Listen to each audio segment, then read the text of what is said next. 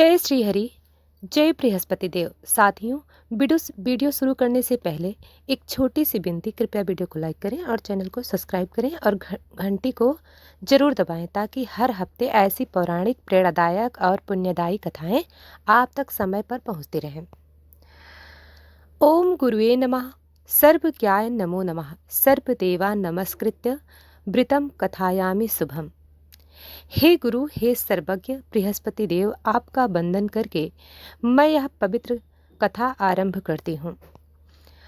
प्राचीन समय की बात है। धर्म, सत्य और विश्वास का वह युग जब मनुष्य अपने कर्मों के अनुसार फल पाता था और देवताओं की कृपा से जीवन बदल जाता था। एक नगर में एक ही साध्वी, धर्मपरायण, सुशील स्त्री रहती थी। घर धन धान्य से भरा था, परंतु पति पराई स्त्रियों में मन लगाता था और पत्नी के समान सम्मान की कोई कदर ना करता था। फिर भी वह स्त्री व्रत, पूजा, सत्य, ईमान और भगवान के नाम पर अटल थी। हर गुरुवार वह बृहस्पति देव की पूजा थी। गुस्से में बोला, रोज पूजा व्रत करती है, तभी मेरा कोई काम सफल नहीं होता। आज से मेरे घर में ना पूजा होगी ना व्रत। अगर दोबारा पूजा की तो मैं तुझे घर से निकाल दूंगा। स्त्री का हृदय टूट गया, परंतु उसके मन ही मन कहा, भगवान पर विश्वास कभी नहीं छोड़ूंगी। अगले गुरुवार आया। स्त्री ने चोरी छिपे पूजा तैयारी की। पीले चावल भिगोए, दीपक तैयार किया और मन में मंत्र जपा, हे बृहस्पति देव, मेरे घर परिवार को अपनी कृपा से संभालना। उसी समय पति ने उसे देखकर चिल्लाया, फिर पूजा? मैं इसे बर्दाश्त नहीं करूंगा। उसने स्त्री को घर से निकाल दिया। स्त्री ने रोते रोते भगवान से कहा, प्रभु, मैंने तो आपकी भक्ति में कभी कपट नहीं किया, क्या यही मेरा फल है? इन्हीं क्षणों में बृहस्पति देव स्वयं ब्राह्मण के रूप में वहां प्रकट हुए। उन्होंने स्त्री को सांत्वना देते हुए कहा, बेटी, दुखी मत हो, सच्चा व्रत कभी व्यर्थ नहीं जाता। तुम्हारी परीक्षा ली जा रही है, अब तुम मेरे साथ चलो, मैं मार्ग दिखाऊंगा। स्त्री भाव विभोर हो गई।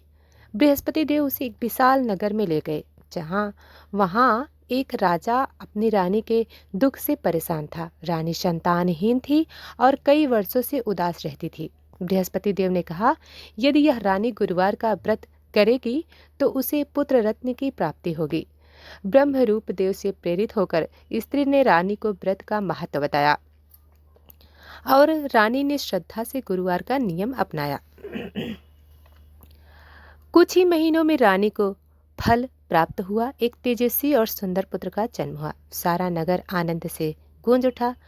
राजा रानी ने स्त्री को सम्मान दिया, सोना, चांदी और वस्त्र भेंट किए, लेकिन उसने कुछ भी लेने से इनकार किया। उसने कहा, मैंने तो केवल भगवान का संदेश दिया, मैं अपने पति के घर वापस जाना चाहती हूँ।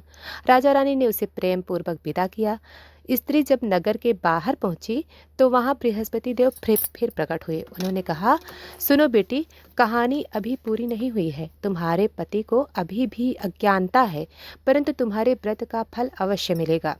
उसी रात स्त्री के पति को भयंकर स्वप्न आया। वह देखता है कि उसका पूरा घर उजड़ गया, धन समाप्त हो गया है और उसे कोई सम्मान नहीं दे रहा है। स्वप्न में ही एक दिव्य प्रकाश प्रकट होता है, एक स्वर आता है, हे मूर्ख पुरुष, जिस पुण्यवती स्त्री को तूने घर से निकाल दिया, उसी ने तेरे घर का सुख शांति बनाए रखा था। जब तक वह गुरुवार व्रत करती रही, लक्ष्मी, ज्ञान और समृद्धि तेरे घर में टिके रहे, परंतु तूने उससे अपमानित किया है, इसलिए तेरा घर पतन का मार्ग पकड़ चुका है। पुरुष स्वप्न से डरकर उठ बैठता है। उसके हृदय में पछतावा भर जाता है। वह सोचता है, हे भगवान, मैंने कितना बड़ा पाप किया। प्रिय भक्तजनों, अब कहानी वहीं से आगे बढ़ रही है जहां भाग 1 समाप्त हुआ था। पति को स्वप्न में बृहस्पति देव का संकेत मिल चुका था और अब उसके हृदय में पश्चाताप चलने लगा था। सुबह होते ही वह उठ बैठा, चेहरा उदास, आंखें नम। उसे पहली बार एहसास हुआ उसकी पत्नी ही उसके घर की असली धरोहर थी। वह तुरंत घर के बाहर निकला और उसे खोजने लगा। गली गली, राह राह सबसे पूछता, क्या मेरी पत्नी इधर से गुजरी? क्या किसी ने उसे देखा?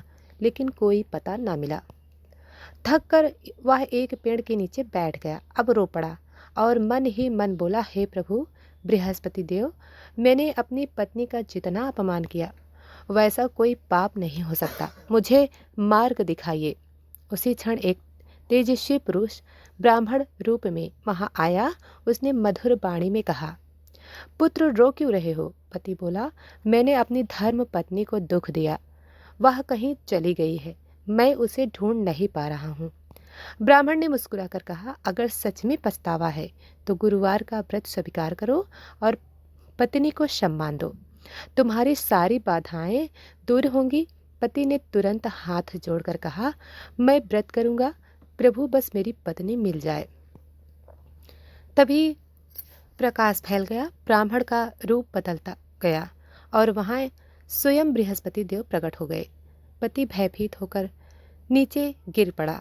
बृहस्पति देव ने कहा, तुम्हारी पत्नी एक सच्ची, पवित्र और व्रतधारिणी स्त्री है, तुम्हारे घर का सुख उसी के कारण था।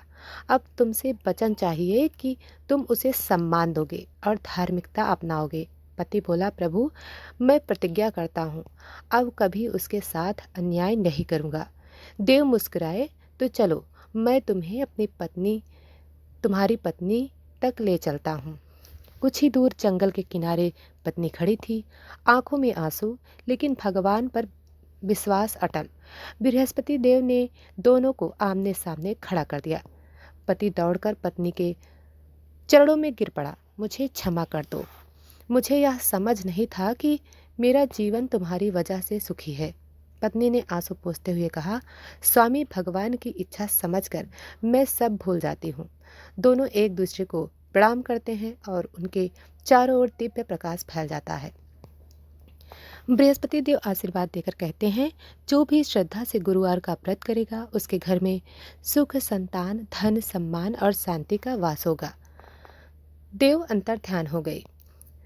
पति पत्नी घर लौटते हैं। घर में फिर से सत्कार, प्रेम और आनंद बस जाता है और उस दिन से दोनों मिलकर बृहस्पति का व्रत करते हैं। उनके जीवन में कभी किसी सुख की कमी नहीं रहती।